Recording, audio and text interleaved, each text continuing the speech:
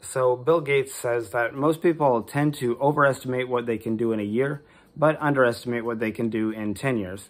To illustrate this point, I'm going to tell you the story of Frank Stober, who in 1953 started something that ended up in the Guinness Book of World Records. And we stumbled upon it today in Kansas. We were driving back from Nebraska to our home in Oklahoma, and we found this oddity.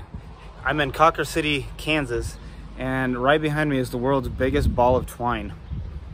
There's a Weird Al song about it. I'll put a link in the description. Kansas is kind of funny because they've got several of these things.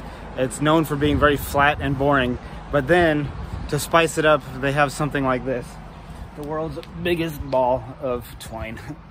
This thing is massive. Here's the history over here. So as with anyone who accomplishes something noteworthy, it's usually because they enjoy it or they love it. And I think it's that way in this case. He really enjoyed what he was doing. I think oftentimes we don't stay with the fruits of, or with our endeavors long enough to see the fruits of our endeavors, to see that compounding exponential growth really kick in.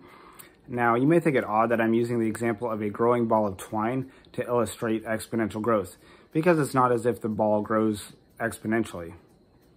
Or does it?